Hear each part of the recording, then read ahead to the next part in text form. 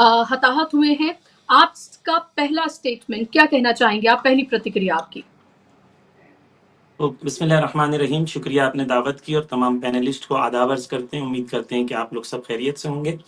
सबसे पहले तो ये हमें समझना है कि ये जंग एक्चुअली है क्या।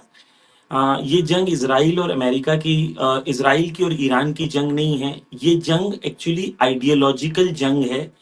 उन कौमों के लिए के बीच में जो कौम अपने पैरों पर खड़ी होना चाहती हैं, इस्तिक़लाल चाहती हैं, आज़ादी चाहती हैं, इंडिपेंडेंस चाहती हैं, और ये चाहती हैं कि हम अपनी रिसोर्सेज को, अपनी अपनी कुव्वत और ताकत को खुद अपने पैरों पर खड़े होके उसे मैनेज कर सकें। उनके मुकाबिल ग्रुप जो हेजेमनिक ग्रुप है, जो चाहता है कि पूरी दुनिया के रिसोर्सेज को हम कंट्रोल करें और हम दुनिया के माई बाप हैं, हम आपको डिक्टेट करेंगे कि दुनिया में क्या होना चाहिए। ये जो ग्रुप है इसे रेजिस्टेंस ग्रुप कहा जाता है, जिसको लीड इस वक्त ईरान कर रहा है कि हम इस्तिक़लाल और कंप्लीट इंडिपेंडेंस चाहते हैं। तो एक ग्लोबल पर्सपेक्टिव में हमें ये बात समझना पड़ेगा कि ये दो ग्रुप्स कौन से ग्रुप हैं। ये ईरान और इजराइल की जंग नहीं है। अभी फिलहाल क्या हो रहा है वो मैं आपको थोड़ी अपडेट कर दूंगा, लेकिन ये अभी फिलहाल की जंग, ये जंग पुरानी है और बहुत अरसे तक चलने वाली जंग ये है। इसको हम डिटेल में अगर बाद में जरूरत हो तो डिस्कस करेंगे। ईरान में जी। कमांडर्स शहीद हुए हैं।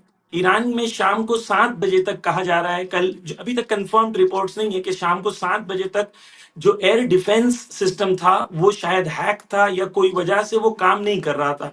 लेकिन शाम को 7 बजे के बाद एयर डिफेंस सिस्टम ईरान का एक्टिव हुआ, और उसके एक्टिव होने के बाद कहा जा रहा है, ये इरानियन रिपोर्ट्स हैं कि जहां पर कह रहे हैं 5 से 7 जो इनके फाइटर जेट्स हैं वो गिरा दिए हैं। तस्नीम न्यूज ने F-35 का एक वीडियो और फोटो शेयर किया है। कह रही है, तस्नीम न्यूज का क्लेम ये है कि एक F-35 जो सबसे ज्यादा का शक्तिशाली जो फाइटर जेट है उसको गिरा दिया है।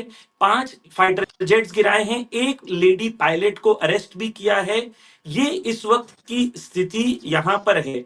पब्लिक की अगर बात करें तो यस, शहादतें हुई हैं, लोगों का कत्ल किया गया है, 20 से ज्यादा बच्चे मारे गए हैं, 70 से ज्यादा इस वक्त जो हैं लोग जो हैं मारे जा चुके हैं, 350 से ज्यादा जख्मी हैं ईरान के अंदर, जिसके अंदर कमांडर्स हैं, कमांडर्स की फैमिलीज हैं, न्यूक्लियर साइंटिस्ट हैं।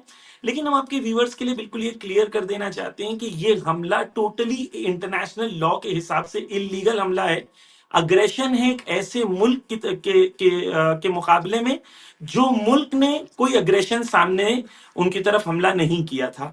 तो ये बुनियादी तौर पर ईरान में इस वक्त क्या माहौल है, अगर मैं आपको एक जुमले में कहूं तो ईरान में माहौल जोश का है, वलवले का है, इंतकाम का है। कल जैसे दूसरे मुल्क में अगर हमला होता है और फाइटर जेट्स आ रही हैं, मिसाइल्स मार रही हैं, ड्रोन्स मार रही हैं, तो दूसरे मुल्क में कोई घर से बाहर नहीं निकलता। लेकिन कल जैसे ही नमाज जुमा खत्म हुई तो कुम, तेहरान, मशहद, इस्फहान, जितने शहर हैं हर जगह हजारों लाखों की तादाद में लोग रास्ते पे आए। उन्होंने ये इलीगल अटैक को कंडेम किया और अपनी अपनी फोर्स से और अपनी गवर्नमेंट से कहा कि हमारी इज्जत के लिए जरूरी है कि इंतकाम लिया जाए, ताकि अगली कोई कौम में ये कुव्वत ना हो कि वो सरहद पार कर कर ये गलती करने की उनकी कभी जुर्अत ना हो। जी, ज़मीर साहब, सवाल ये है कि ऐसा तो नहीं कि लोगों का जो सेंटिमेंट है, जो प्रेशर है और जो आप कह रहे हैं कि इंतकाम लोग चाहते हैं, कहीं ऐसा तो नहीं जज़्बात में ईरान ने कोई ऐसा कदम उठा लिया है कि उसको इसका खामियाज़ा भुगतना पड़े? क्योंकि हमें देखना है कि इज़राइल के साथ किस तरह की पावर्स इन्वॉल्व हैं। क्या ईरान के साथ उस तरह से पावर्स इन्वॉल्व हैं? क्या आपके ईरान के साथ क्या रशिया और चाइना उस तरह से लड़ेंगे जिस तरह से अमेरिका इज़राइल का साथ देता हुआ नज़र आ रहा है? देखें, यमन के एक मिनिस्टर थे, उनसे किसी ने पूछा कि आपको डर नहीं लगता ट्रंप बॉम्ब मार देगा, आपके मुल्क को तबाह कर देगा? तो उन्होंने खूबसूरत जवाब दिया। उन्होंने कहा, डर लगता है, लेकिन उससे ज्यादा इस बात का डर लगता है कि एक दिन जब हम सब मर जाएंगे और हमसे सवाल होगा कि तुम्हारे सामने इजराइल बच्चों को मार रहा था, तुमने क्या किया। उस दिन हम खुदा को और हमारे परमेश्वर को क्या जवाब देंगे। तो जब जंग नैतिकता की होती है, मॉरल वैल्यूज की होती है, हायर गोल्स की होती है, तो ये कि कौन आपके साथ है, ईरान का एक एक्सपीरियंस रहा है। ईरान ने सद्दाम के साथ, जो इराक ने इन्वेट किया था, 10 साल की जंग लड़ी है, और सद्दाम के साथ उस जमाने में इराक के साथ 67 मुल्क एक साथ जुड़े हुए थे। ईरान के पास कुछ नहीं था, ना टेक्नोलॉजी थी, ना पावर था, ना मिसाइल्स थे, ना बैलिस्टिक मिसाइल्स थे, ना फौज थी, कुछ भी नहीं था, लेकिन ईरान ने जंग लड़ी और जीती। उसके मुकाबले में ईरान आज बहुत मजबूत है। ईरान के पास बैलिस्टिक मिसाइल्स हैं। कल आपने देखा जो इन लोगों ने रोरिंग लायन कहा था, ना रोर बचा ना लायन बचा, सारे गीदड़ों की तरह और चूहों की तरह अपने बिल में चले गए थे, और कोई भी नहीं दिखा। नेतन्याहू इस वक्त ग्रीस में अपने बेटे के साथ। तो ये रोरिंग लायन वगैरह कुछ नहीं है। देखें, एक चीज समझ लें, कोई भी कौम जब तक अपने पैरों पे खड़े होके अपनी खुद की लड़ाई लड़ने को तैयार नहीं है, वो कौम कामयाब नहीं हो सकती। हाँ, नुकसान होगा, हाँ मुश्किलें आएंगी, लेकिन वो नुकसान और मुश्किलों का आपको वो हायर वैल्यूज और मॉरल वैल्यूज के लिए कुर्बानी देनी होगी। मिसाल के तौर पर देखें सिस्टर, मैं जो है ईरान आया था तकरीबन 13 ईयर्स अगो। उस जमाने में 1000 रुपीज जब ईरान का हम जाके एक्सचेंज कराते थे तो 22,000 तुमान मिलता था। 22,000 तुमान। आज जब हम 1000 रुपीज जाके एक्सचेंज कराते हैं तो 8.5 लाख तुमान मिलता है। 15 ईयर्स में 8.5 लाख तुमान मिलता है। तो ये कुर्बानी है। ये कुर्बानी क्यों दे रहे हैं, ये जंग क्यों है? इसलिए है क्योंकि फलस्तीन में बच्चे मारे जा रहे हैं। ईरान से मेन दुश्मनी न्यूक्लियर पावर, ये न्यूक्लियर प्लांट, ये सब बहाने हैं। मेन इश्यू ये है कि ईरान फलस्तीन का साथ देता है और चाहता है कि फलस्तीन की आजादी हो जाए। और ईरान का स्टैंड मैं इंडियन ऑडियंस के लिए वाजे कर दूं कि जो ईरान का स्टैंड है वही महात्मा गांधी का भी स्टैंड था। जो महात्मा गांधी ने कहा था, Iran Palestine belongs to the Palestinians the same way England belongs to the English और France belongs to the French. तो जो भी कौमें ऐसी हैं जो इंडिपेंडेंस की लड़ाई लड़ रही हैं, हिंदुस्तान ने क्योंकि इंडिपेंडेंस की लड़ाई लड़ा था और आजादी हासिल किया था, हिंदुस्तानी अवाम को समझना चाहिए कि फलस्तीन की जमीन के ऊपर इजराइल ने कब्जा किया है और वो आजादी की जंग लड़ रहे हैं, और ईरान उनकी आजादी को सपोर्ट करता है। मेन प्रॉब्लम ईरान से सिर्फ एक है, अगर आज ईरान बोल दे कि हम फलस्तीन का साथ नहीं देंगे, सारी जंग खत्म हो जाएगी। ईरान की असली मुश्किल, ये जंग किसकी जंग है? आइडियोलॉजी की जंग है। कि हम उम्मत मुस्लिमा के अंदर या वो कंट्रीज के अंदर रेजिस्टेंस चाहते हैं कि वो कंट्री बिलीव करे कि हम खुद अपने पैरों पे खड़े होके अपनी जंग लड़ सकते हैं। हाँ, आप कहेंगे कि नहीं उनके पास तो बहुत पावर है, हमारे पास कम पावर है। ठीक है, वो 10 मारेंगे, आप एक तो मार सकते हैं ना, लेकिन आप एक मारेंगे तो अगली बार वो मारने से पहले सोचेंगे। पहले अभी दुनिया आपको और लग रहा है, अब दुनिया अभी और। आपको लग रहा है जमीर साहब, जिस तरह से ईरान ने रिटेलिएट किया है, अब वो दोबारा हमला करने से पहले इजराइल सोचेगा? क्या इजराइल घबराया हुआ है? क्या अमेरिका को भी कोई डर सता रहा है? क्या आपको लग रहा है ये जो पूरा कॉन्फ्लिक्ट शुरू हुआ है, इसको अभी कॉन्फ्लिक्ट कहें या जंग का नाम दें, ये आपको लग रहा है कि बहुत आगे तक जाने वाला है? और क्या इसमें, जिस तरह से मैं बहुत सारी खबरें इसको पढ़ रही थी कि इतना यूरेनियम ये कहा जा रहा है कि ईरान ने इकट्ठा कर लिया है कि वो परमाणु बॉम्ब जो है वो बना सकता है, क्या उसको, जिस तरह से इजराइल ने उसके ऊपर हमला किया है, क्या उसके लिए बेस तैयार हो रहा है ईरान के लिए? देखिए, जो ईरान इजराइल ने किया है वो क्योंकि नेतन्याहू की गवर्नमेंट गिरने वाली है और उसके ऊपर पॉलिटिकल प्रेशर है, उसके ऊपर कोर्ट की तरफ से इजराइल के अंदर भी प्रेशर है, उसके ऊपर करप्शन के केसेस हैं, उसके अंदर खुद अलग अलग पार्टीज हैं, उनकी गवर्नमेंट टूटने के कगार पर होती है। तो वो कोई ऐसा काम करते हैं जिसकी वजह से उनका जो ये स्टे है गवर्नमेंट पे, कंट्रोल जो है वो बढ़ता रहे और वो वहां पर रह सकें। तो ये उनकी तरफ से अफरा तफरी और बेचारगी का इजहार है, ना कि उन लोगों ने बहुत ही सोच समझ के ये काम अंजाम दिया है। रात इमेजेस और वीडियो देखे होंगे, बिल्कुल क्लियर हो गया होगा कि उनके हमले ने कई कई इलाकों के अंदर कहां कहां ईरान ने हमला किया। ईरान ने पिन पॉइंट हमला किया है, जो उनका डिफोर्स हेड ऑफिस है वहां पर किरिया पर हमला हुआ है। खुद फॉक्स न्यूज के रिपोर्टर रिपोर्ट कर रहे थे और बता रहे थे और उनको रोका गया, ये इंटरनेट पे मौजूद है।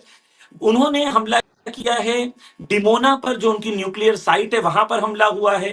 ईरान ने जितनी स्ट्रेटेजिक पोजीशंस हैं वहां पर हमला किया है, और जो ऐसा वैसा हमला नहीं है। देखें, पिछली बार जब हमला हुआ था तो ईरान ने कहा था कि ये हमला सिंबॉलिक है, सिग्नल देने के लिए है। ये हमला सिग्नल देने के लिए नहीं है। जैसा आपने पूछा क्या ये जंग है, आयतुल्लाह खामेनाई ने कल 2 बार स्पीच दी। एक बार लेटर लिखा और रात को स्पीच दी, और उन्होंने बिल्कुल खुल के कहा कि ये जंग शुरू हो चुकी है, ये कुछ घंटों की जंग नहीं है। अच्छा, ईरान का गोल क्या है वो बिल्कुल क्लियर होना चाहिए। ईरान ने पहले हुँ, ही, आयतुल्लाह खामेनाई ने अपना गोल बता दिया। वो गोल ये है कि पूरे मिडल ईस्ट से फॉरेन कंट्रीज और फॉरेन इंटरफियरेंस खत्म हो जाना चाहिए। खुद मुस्लिम कंट्रीज अपने फैसले खुद करें, वहां के जवान अपने पैरों पे खड़े हों, और कोई American base Iran middle east में मौजूद नहीं होना चाहिए। आयतुल्लाह खामेनाई की विजन और व्यू ये है कि मुसलमान मुल्क खुद अपने फैसले अपने साथ करें। और अगर मुसलमान अवाम से भी पूछेंगे तो मुसलमान अवाम भी यही चाहती है, सिवाय इसके कि कुछ ऊपर के लीडर्स जो बिके हुए उनके गुलाम हैं, वो गुलाम $1 ट्रिलियन, $1 बिलियन दे दे के ये लोग अपने हफ्ता, पता नहीं आप लोग जानते हैं, हफ्ता वसूली हम लोग बॉम्बे में कहते हैं, ये हफ्ता दे हुँ, के अपनी हुकूमतों को बचाते हैं।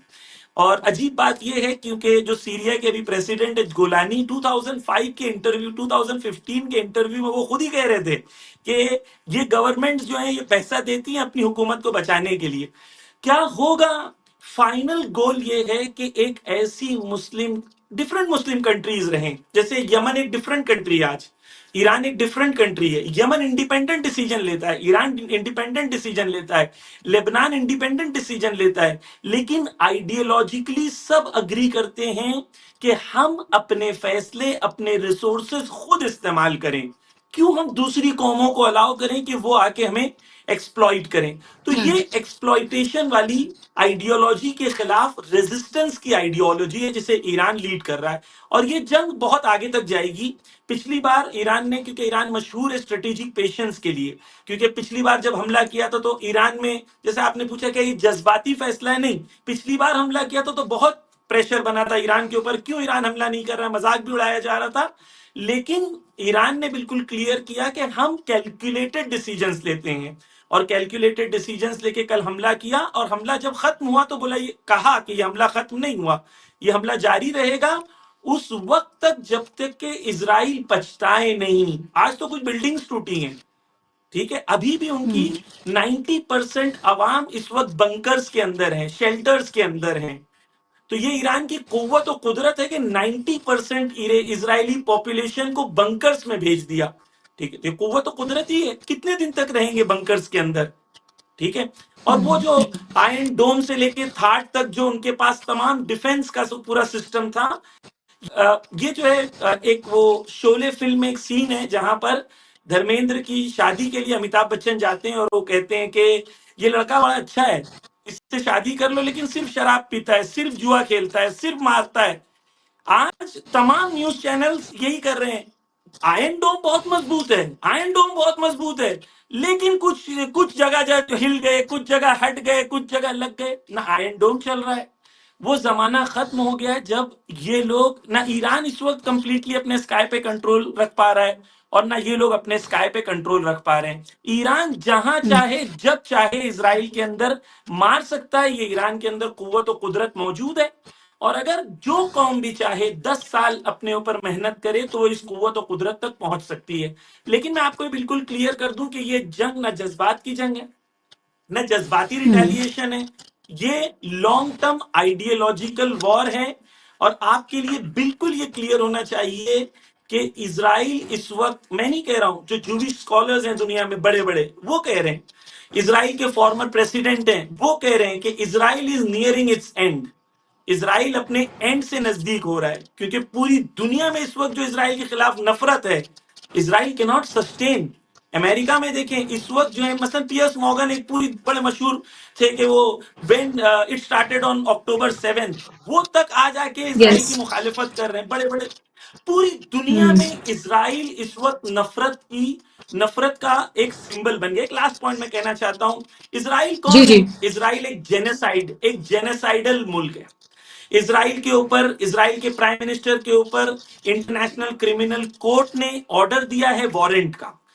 ह्यूमन राइट्स वॉच ने कहा कि इजराइल जेनेसाइड कर रहा है। एमनेस्टी इंटरनेशनल ने कहा कि इजराइल जेनेसाइड कर रहा है। 30,000 से ज्यादा छोटे बच्चों का कत्ल कर दिया। जो स्नाइपर से मारते हैं, जो अमेरिकन और यूरोपियन डॉक्टर्स जो आते थे पैलेस्टाइन में काम करने के लिए, वो कहते थे कि 13 साल से कम जो बच्चे हैं उनके अंदर 75% बच्चे ऐसे थे जिनको गोलियां इतने हिस्से के बीच में मारी गई हैं, और वो दूर से मारी गई हैं, स्नाइपर्स ने मारी हैं। 13-13 साल से 10-10 साल के बच्चों को इस तरीके से मारा गया है।